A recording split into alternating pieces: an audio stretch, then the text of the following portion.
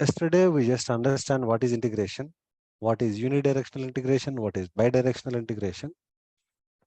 So in the integrations also, we have also discussed outbound integration and inbound integration. What do you mean by outbound? When ServiceNow is sending the request to external system, that is called outbound. When ServiceNow is receiving the request, that is called inbound. Okay. So here, right, if you take a look at here, this is a ServiceNow instance. This is also a ServiceNow instance. So here, when I create record in this instance, the record should be created here. ServiceNow is actually, this ServiceNow instance actually sending the request. Here it is outbound, but this ServiceNow instance is actually receiving the request. For this instance, it is inbound. Both are ServiceNow instances, right? When ServiceNow is sending the data, that is called outbound. When ServiceNow is receiving the data, that is called inbound. Here, this ServiceNow instance is sending the request to this instance, but this instance is receiving the request. So for this ServiceNow instance, it is inbound. For this ServiceNow instance, it is outbound. So if you take a look at here, for inbound integration, I am using table API. For outbound integration, I am using REST message. Okay. So first, I am actually creating table API in this instance. In this dev 1367756, I'm actually creating table API. So guys, we have actually a testing tool available for integration in ServiceNow system. We have testing tool available. That is actually called REST API Explorer. REST API Explorer. This is actually for testing, for integration testing purpose. So you can just click on this REST API Explorer.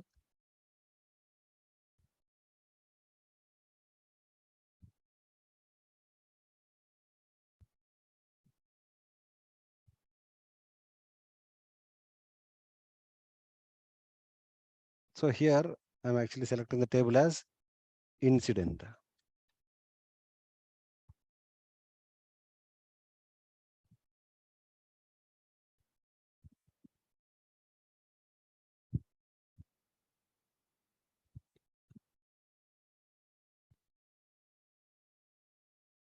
And let me just select the post here.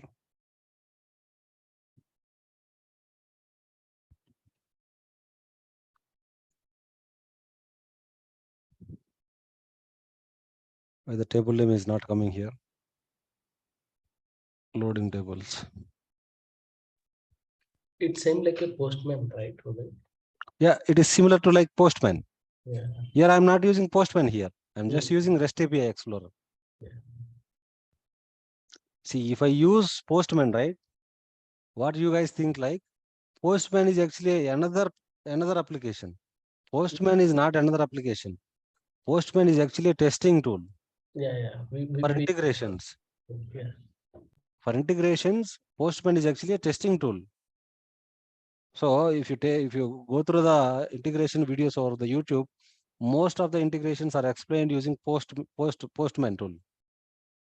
So everybody thinks that Postman is actually another application. Postman is not another application. Postman is actually a integration testing tool. Yes. So in place of integration, in place of Postman, I am directly using REST API Explorer. For testing purpose, we can use this one. So from here, I can create an incident. From this REST API Explorer as well, I can create an incident. So here you can pass caller,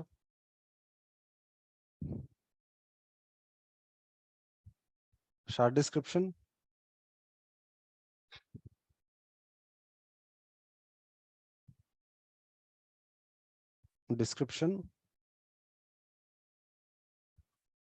contact type.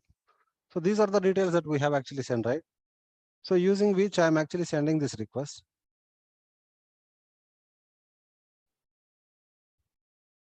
Here you can see 201 created. It has created the record. These are the details, response. These are the response. Okay. So yesterday what we have done, we have taken the table API, which is actually this one. Okay, so please go on mute, guys. I have taken this table API.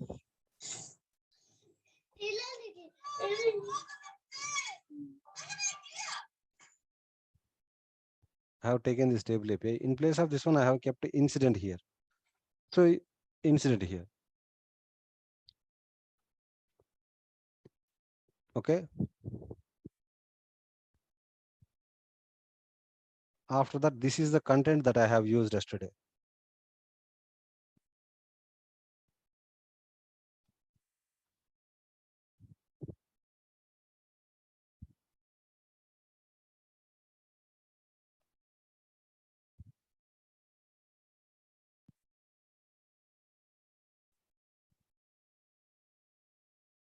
Okay.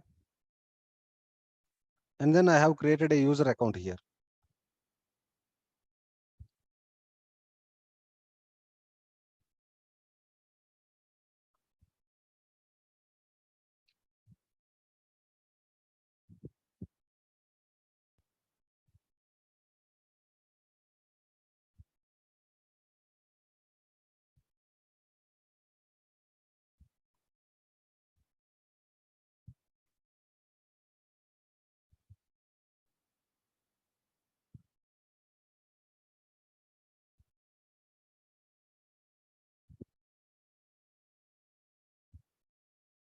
Web services access only.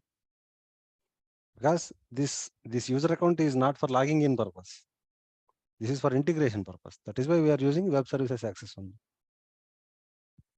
I'm just saving this one. Here we have to provide web services related roles here. Web services related means we are actually dealing with REST web services, right? We have to provide REST related roles here. Okay. So we have to provide REST service role and table related role.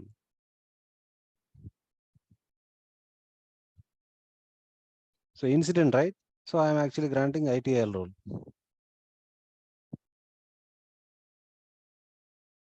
Okay.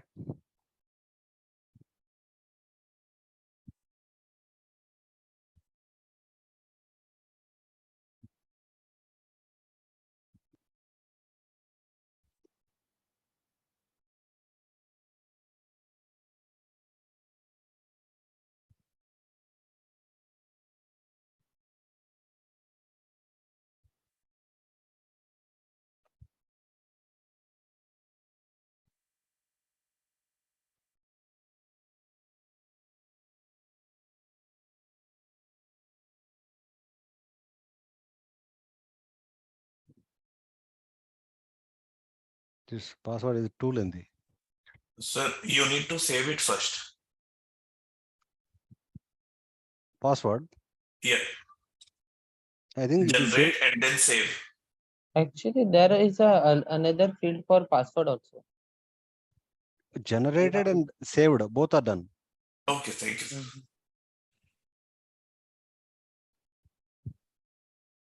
Okay. This is the username. This is the password. So what we do, we have actually taken the table API. For inbound integration, we have mentioned here that we are actually taking table API. So we have taken the table API. How did we take the table API? We went to the REST API Explorer. From here, we have taken this one. We have taken the content body. I mean, we have taken the request body, and then we created a user profile in the user table. Then we have provided user related sufficient roles here. Now I'm going to my instance. Yesterday we have created one instance, right? One REST message, right? If you go to the REST message here, yesterday I mentioned here as Narasimha instance, right? This is the one. This is not actually Narasimha instance. I'm actually changing this REST message details.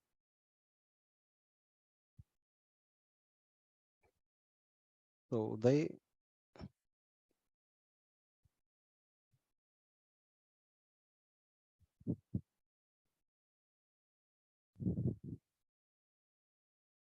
okay. Here also we have to change the instance name. Okay. Here we have to change the user credentials as well. Just clicking on magnifying glass, creating new. Okay. Here, if you go here, so this is the username.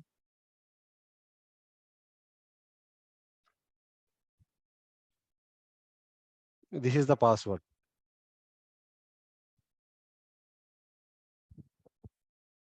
Submit. Okay. You can just save this one. So you have to open both these HTTP methods. Here also you have to change the credentials. Here also you have to change the instance name.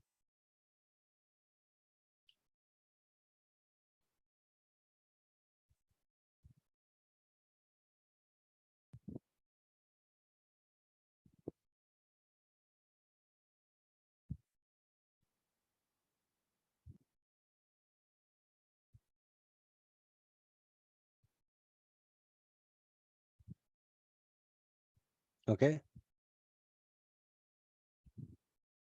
So here I have to test whether my system is able to reach this instance or not. So if I click on test here, it is giving 200.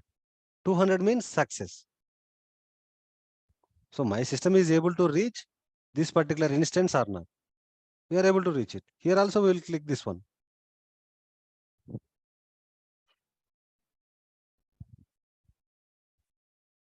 Yes, 201. My system is able to reach another service next. So here, right, we have created a REST message. Inside the REST message, we have actually created HTTP method. Under this REST message, we have created HTTP method. One is get HTTP method, another one is post HTTP method. Here, why do we use get HTTP method? If you want to retrieve data from external system, okay, my instance has to pull the details from the another system. So here this ServiceNow instance is actually pulling this particular ServiceNow instance incident table records to get data.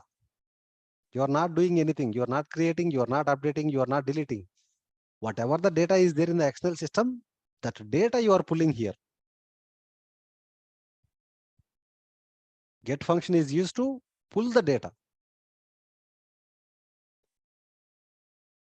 Let us say you want to get the live cricket score.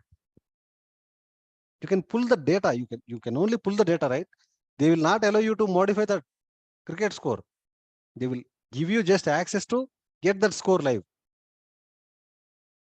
Then we will use get function.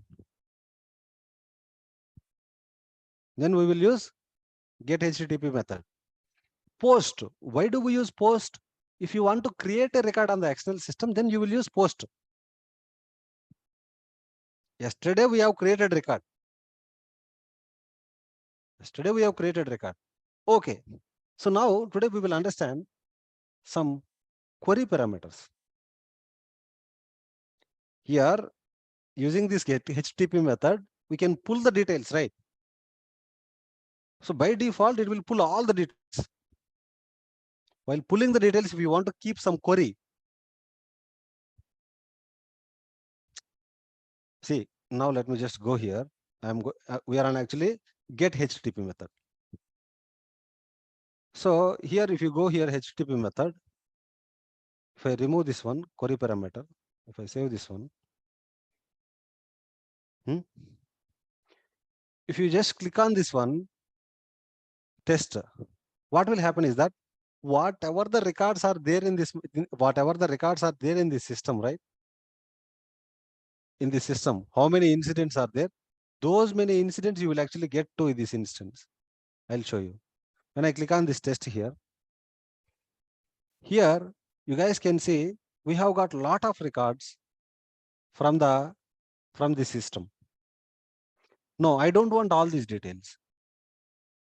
I want only limited details. So what you can do, you can actually keep a query here in the query parameters.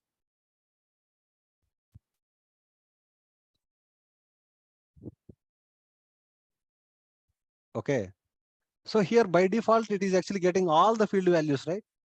You want only number field and a short description field. So here I'm just keeping the query here as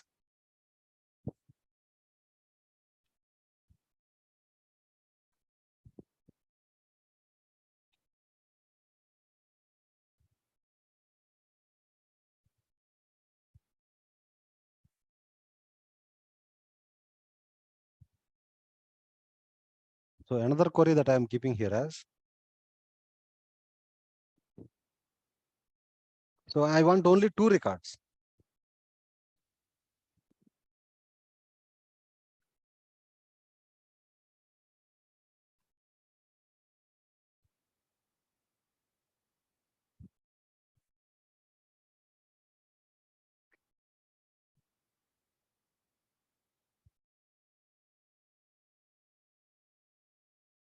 Okay.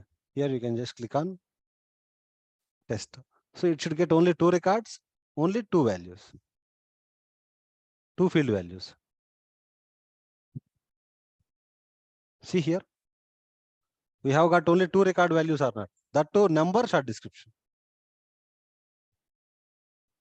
Query parameters. Earlier it was getting all the field values and all the records. We have kept the query here, right? In the query parameters. Okay. So here you have actually HTTP headers. Let us say if you want to get the content in the XML format, here you can just keep content type is equal to XML.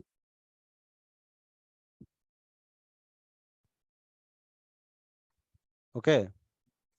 So just you guys have to just remember that we use get function to retrieve the details from the external system into ServiceNow system.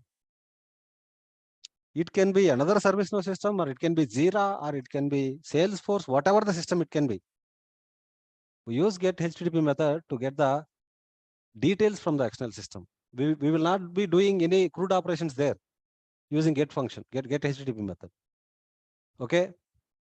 Okay. So now if you go to this HTTP method, here we have used post. Why do we use post? Post is used to create the record. Post is used to create the record. Okay. So here you have actually specified this endpoint. Here you have actually provided the content here. So here this content you made dynamic. How did you make dynamic? Dollar flower brackets color, dollar flower brackets SD, dollar flower brackets description, dollar flower brackets CT. Okay. So we did use this HTTP method to create the record on external system. We created a REST message. After that, we created this HTTP method. And then we triggered this REST message from the business rule on the incident table. So here, if you take a look at the incident table, yesterday we created one business rule.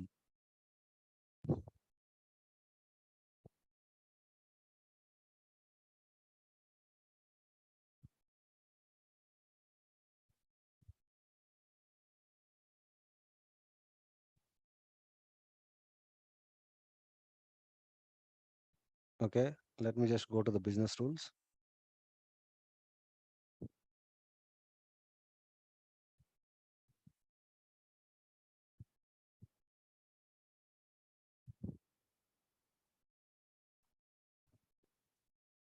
This is not a Narasimha instance, right?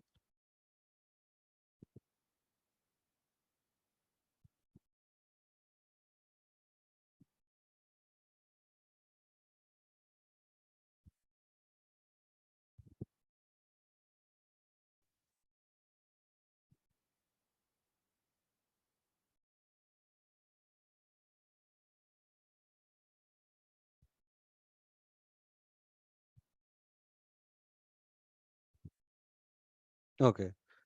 So using this line of script, we are triggering the REST message. So REST message name changed, right? We have to change the REST message name here as well.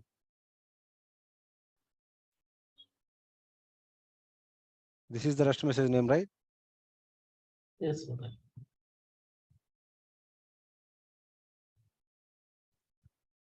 HTTP method name is same. This dynamic keys are also, we did not change. Okay. So here, once you create the record, it is triggering the business rule. Through the business rule, you are firing the REST message. Once you fire the REST message, you are also passing these values to the REST message. The REST message is actually connecting with the external system and it is creating a record there. So let me just try to create one more record here, the incident table.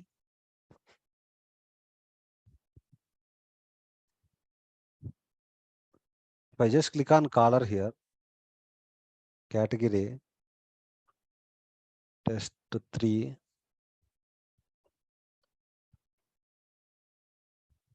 all here as phone. Once I create this record, it will trigger the business. Business rule will actually trigger the REST message. The REST message will actually connect with the external system. It will create a record there. So here we are actually passing the data using these keywords. Using these keywords, I'm actually passing the data. These keywords I specified in the REST message. Here, if you take a look at the REST message, those keywords you can find here: caller, SD, description, and CT. Okay. Fine. Now let me just go and create a record here. And now here I will check whether the record is created on the incident table or not.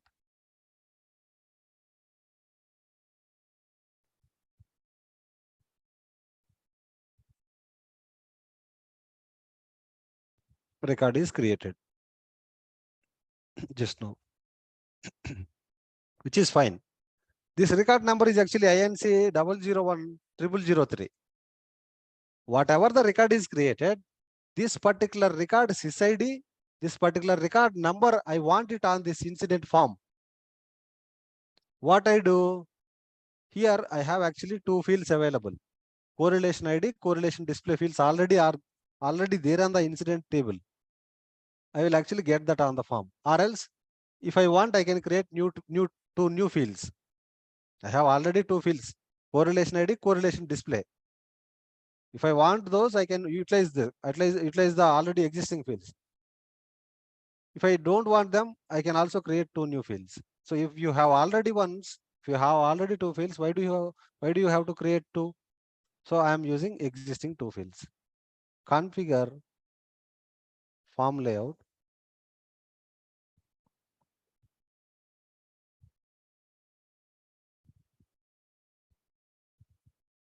So correlation ID,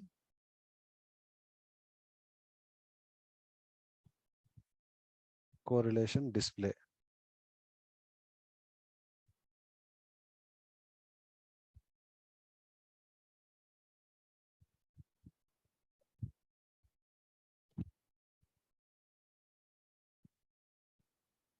So these two fields I want to make read only.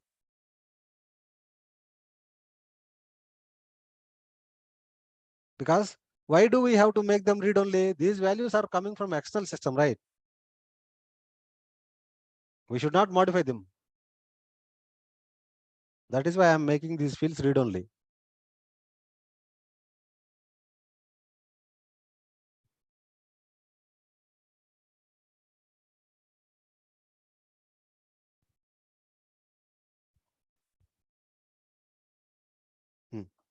I will tell you how to populate those things now.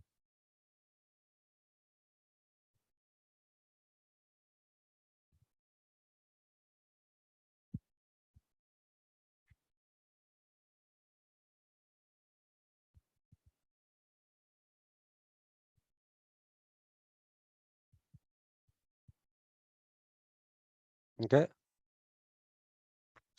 So once I create the record here,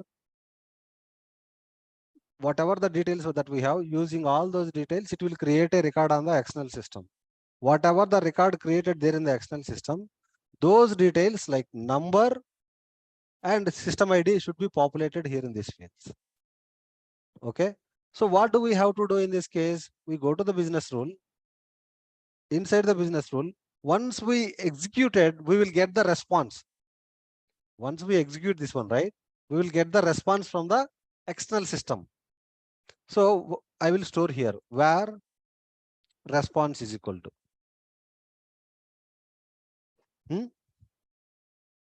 So what I do, where response body is equal to response dot get body. So you are actually getting the response body. Okay.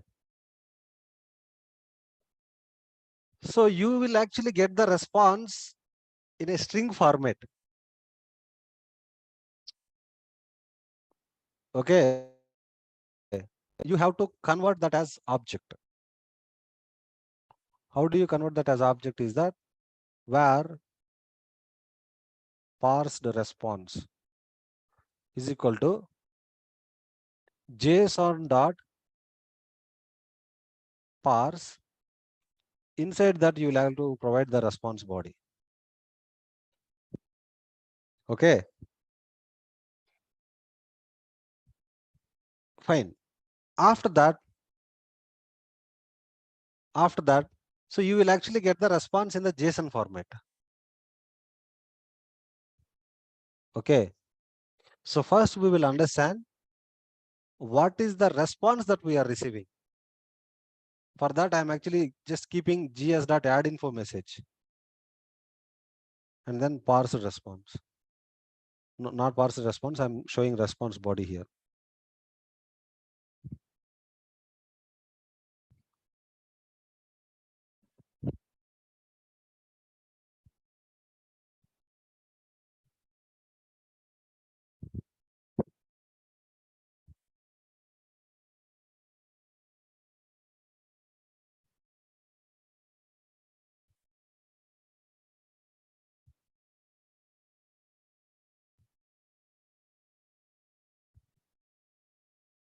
Okay. I'm just creating the record here.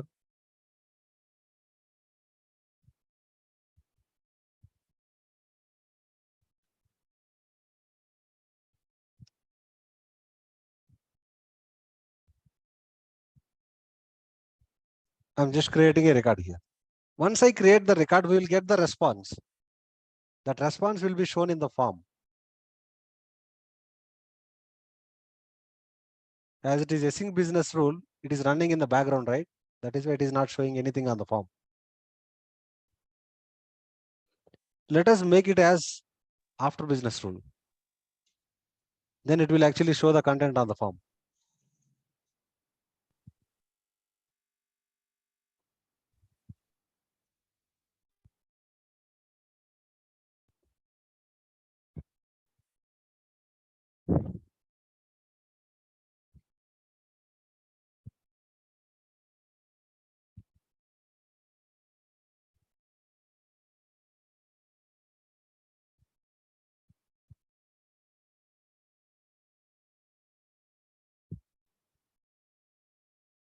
Okay.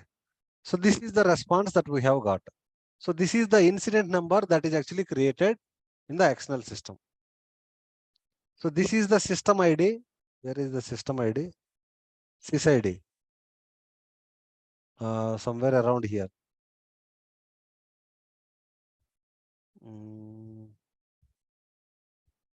Here.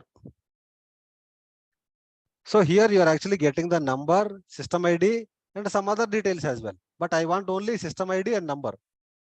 From this response, I want to get system ID and number. So the system ID number belongs to external system incident number. See, once you are creating record here, right? that using those values, it is actually creating record on external system. Whatever the record that is created in the external system, that particular record number, that particular system ID, you are actually getting as response here. Those details you have to populate it here. Okay, how do you populate those details? I will just show you now.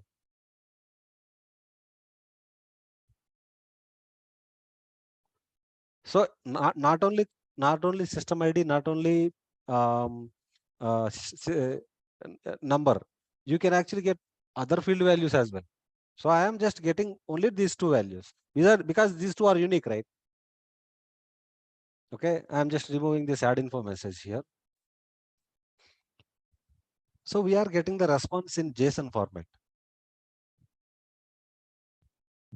We are getting the response in JSON format. So we have to get that system ID number carefully from the JSON object. Okay. So here, so in which field we have to populate correlation ID, U underscore correlation ID. This is actually custom field I had actually created earlier, I believe. U underscore correlation ID, correlation display. I'm just taking correlation display.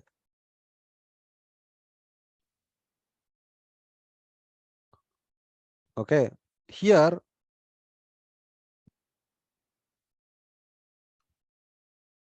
current dot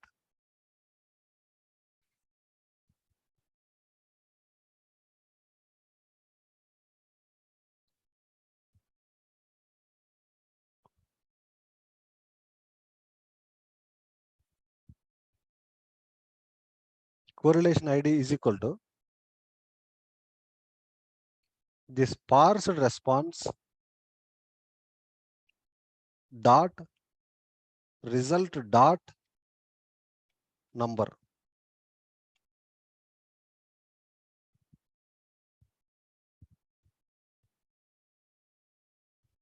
I think somewhere result of 0, I believe.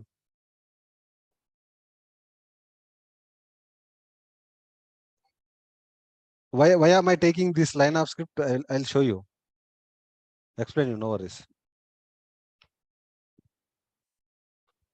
Current dot U underscore correlation ID is equal to parsed response dot sysID. You have to update the current form, right? To update the current form, we have to use current dot update. Okay. So what most of the people recommends, using current dot update in the business rule is not a best practice. Why is that? Because it can actually invoke other scripts. That is the reason it is not recommended to use current dot update in the business rule, but we have used it. So in rare cases, we have to use current dot update, but in that case, what we have to do as a precautionary, we have to use current dot set workflow false, which will actually stop other scripts running. Before using current dot update, you are actually using current dot set workflow false. Okay, I'm just saving this one.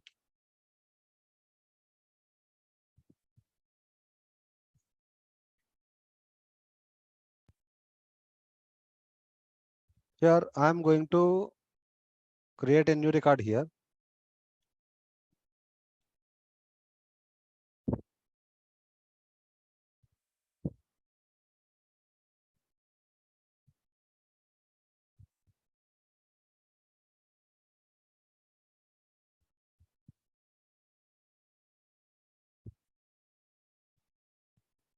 Once I create the record will be created in the external system. Whatever the record that is created in the external system, that particular record number and that particular record ID will be displayed here. But these records are the values are not getting displayed here. There is an issue. We have to debug that issue. So what we can do, we can just keep, I'm just keeping info message or log here. gs dot add info message.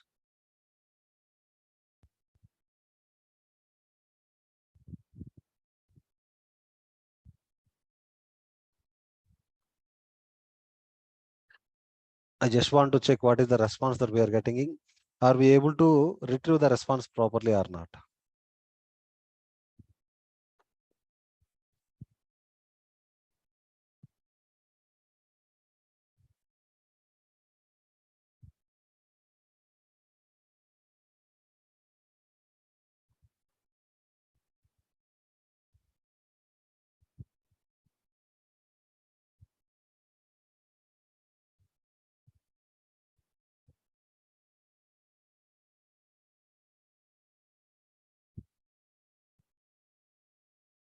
I am taking this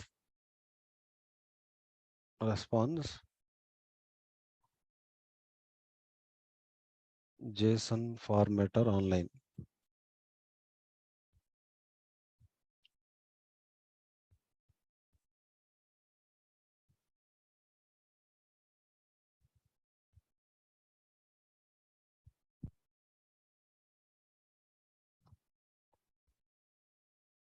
I think we did not copy it diligently.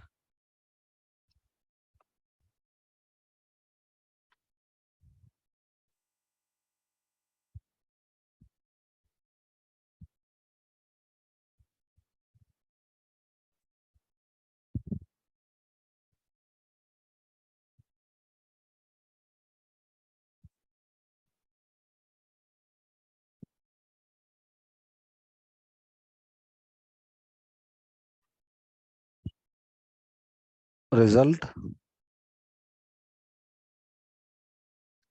directly.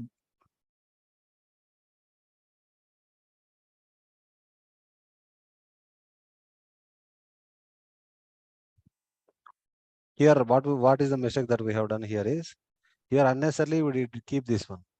Array field, sir. Unnecessarily we kept this one.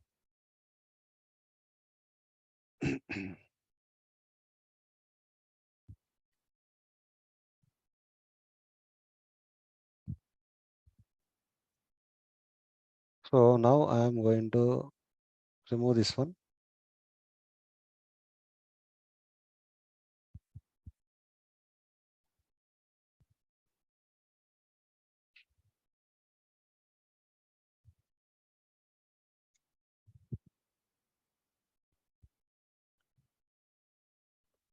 So once I create the record here, it should create a record on the external system. Those details after creating the record in the external system, those details should be populated here. So this is the incident number that is created in the external system. So if you take this incident number here, if you go here, if you try to open this particular incident number here,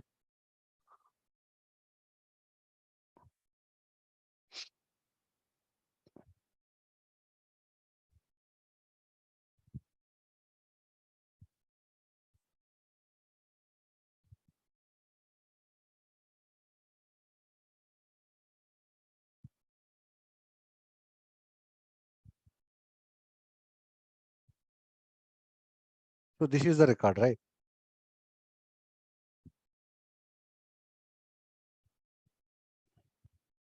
So this is the record that is created in the external system, right?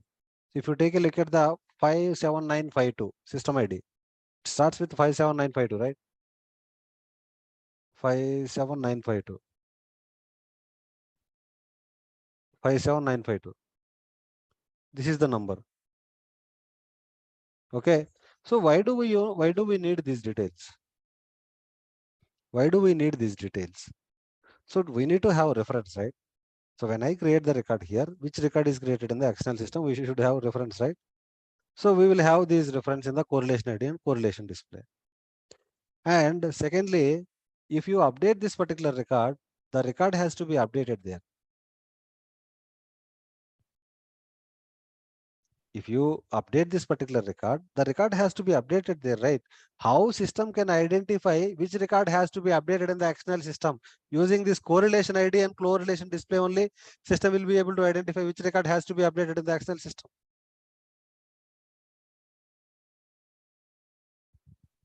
Understand, Uday. Okay. So now what I am going to do is I am going to create a table API in this system. In this instance, I am going to create a table API because this is actually receiving the data, right? For receiving the data, that is called inbound. When ServiceNow is actually receiving the request, that is called inbound, right? For inbound, we have to create a table API. So now what I am going to do, I am going to create a table API to update the record in the system. I am going to REST API Explorer here. So for updating, we will use either put or patch. I am going to take it patch here. So we'll discuss put later. Now I am going to take patch here. So incident table.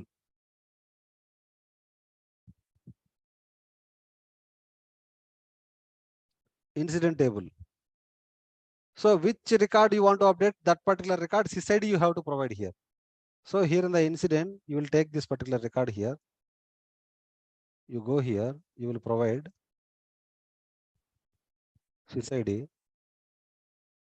And here you will provide short description as hello. So when you send this request, right, it will actually update only that particular record. 200, okay. If you go to this record, this short description is updated here or not. So now what I do here, I'll actually take this API out. Okay. Or if you scroll a little down here, you can also take this one. But here this SysID should be dynamic. Whatever the record that we are updating, that should be dynamic. So what we do here, I am going to the REST message here again. Where is the REST message? This is the REST message. Here I am going to create a new HTTP method here. Here I am selecting patch here. Update. This SysID 57952 SysID should be dynamic. It should not be the same SysID. We should not always be updating the same record, right? So how do we make dynamic? Dollar flower brackets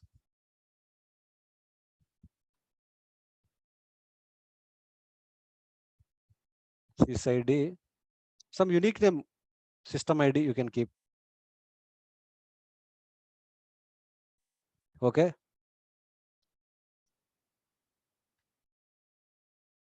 So I am just only passing short description.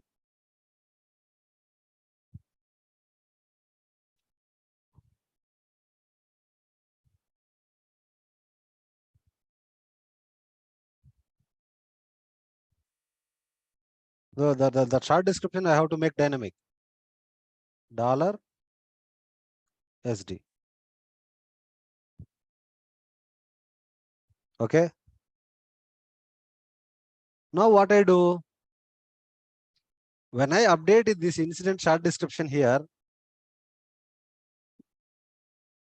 okay.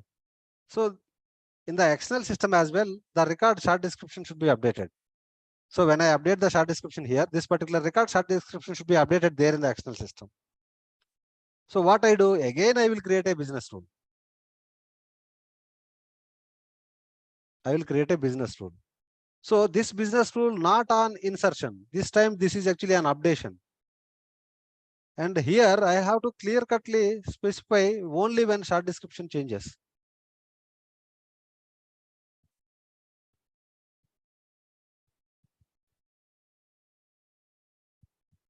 Okay.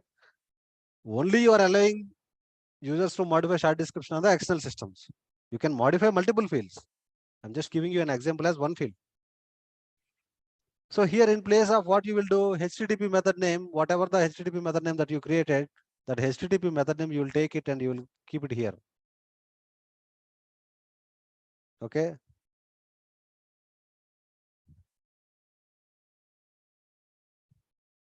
I am just only passing short description.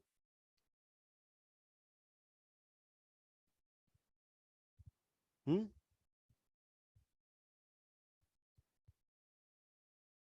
Here I have to pass. Here I have to pass. If you take a look at the here, system ID I have to pass here. Not system ID, correlation ID we can keep. Correlation ID.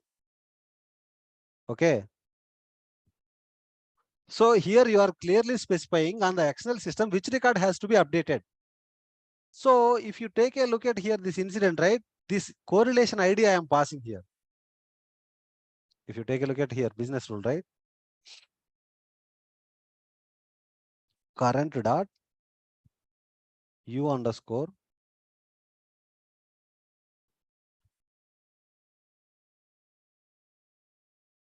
okay. You don't have to have all these things.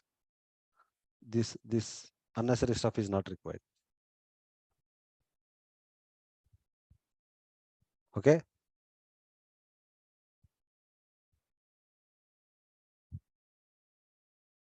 Okay. But update is mandatory, right? In the script. Update is mandatory. Yeah, we need to insert our update, right? No statement. Here we have specified update, right? We are actually triggering update REST message, right? Correct. Now, right, I am just changing short description here as test Uday 45. Okay, I am changing the short description here. As soon as I change the short description here, this business rule will be triggered, right? Once the business rule is triggered, that will actually trigger the REST message. The REST message will actually update here or not. Is it updating the record or not? So now we have just seen how we are able to create the record in the external system and how we are able to update the records in the external systems. Okay. Clear, right? Yes, sir. Yeah. So similar way, we have to delete the records as well. Once we delete the record, that usually doesn't happen. In the organizations, people don't delete the records. So what if we delete the record? If we delete the record should be deleted in the external system as well. For deleting the record, you have to go to the external system in the here in the REST API Explorer. You select delete record here. For delete record also, you have to provide the system ID.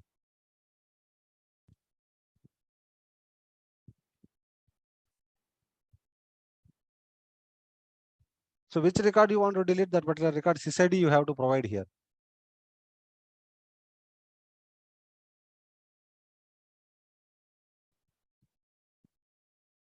Okay.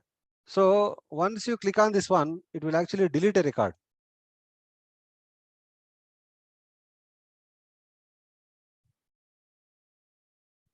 No content.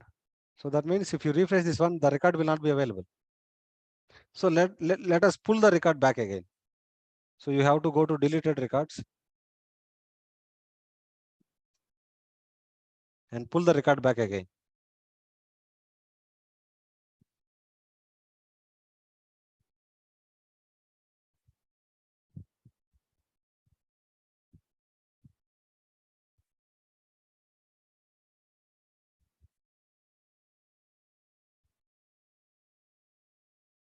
Now the record is back. So what I do, where is the REST message?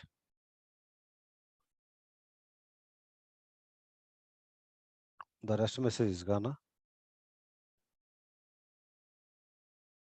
Not REST message, REST API Explorer.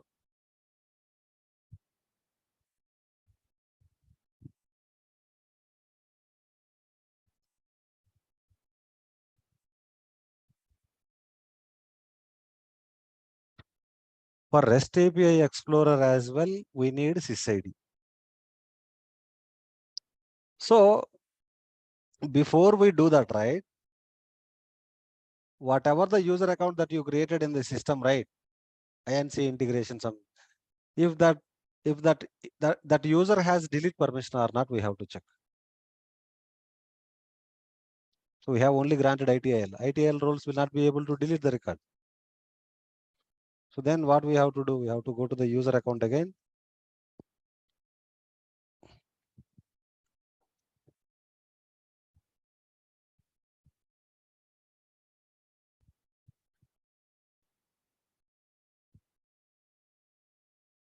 I am granting ITIL admin role.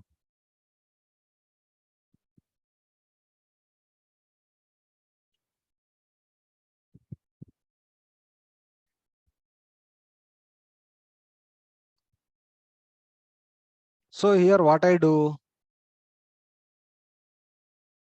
after that, I will actually reset the password again. I will reset the password again.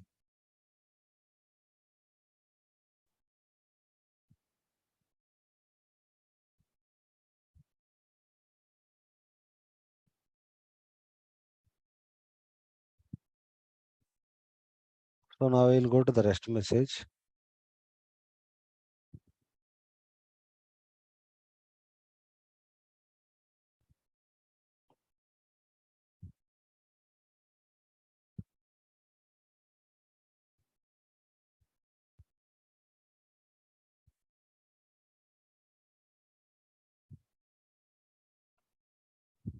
So after changing the password, my system is able to reach the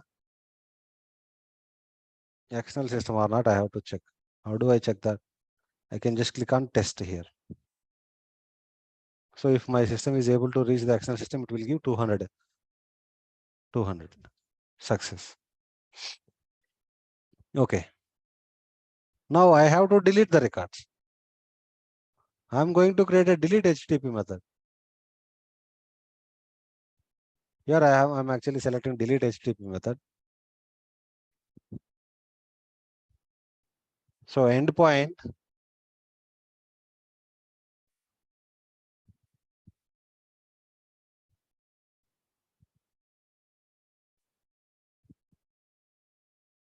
similar to this one.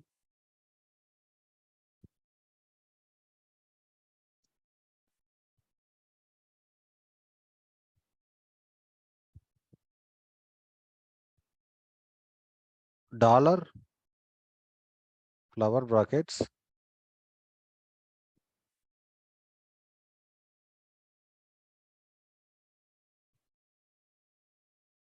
system ID. Here you don't have to pass any content here for deleting. Okay.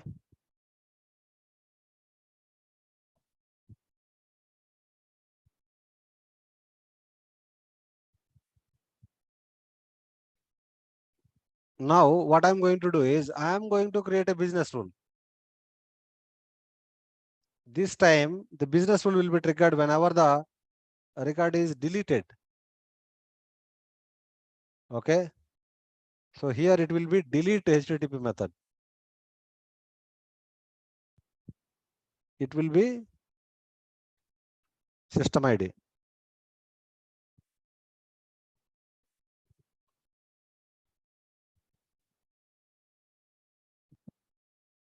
Here we have to change the condition here. Short description changes condition.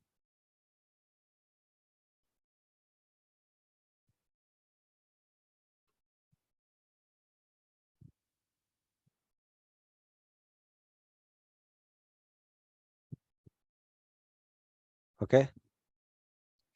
Now what I'm going to do is I am going to delete this incident record.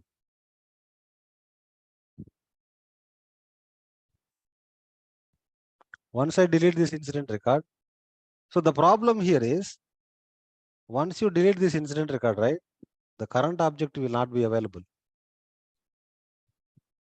After deleting the incident, current object will not be available.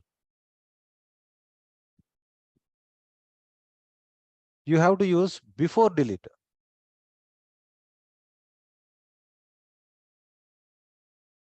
In the business rule,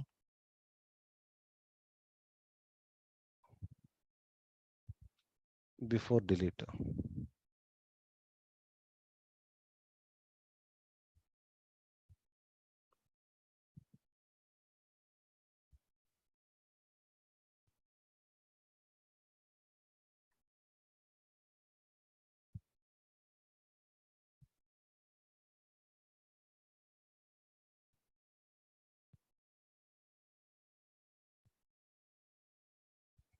I am going to delete this record. So once I delete this record, so the record has to be deleted in this external system as well. Record is deleted or not? Yes, sir. So once you create the record here, the record has to be created in the external system, and you have to get that correlation ID, correlation display on the form, because to update that, to delete that, you have to have that references. Okay. So here, right, what we have done for inbound, for one instance, it is inbound. For one instance, it is outbound. For outbound, we use REST message. For inbound, we use table API. So tomorrow we are going to learn about import set API. So why did not we use table API? Why are we going to use import set API? So there are some drawbacks with table API. That is why we will go for import set API. Okay. So hope you enjoyed this. Okay. Yes, sir. Yes, sir. Let me just stop the recording, guys.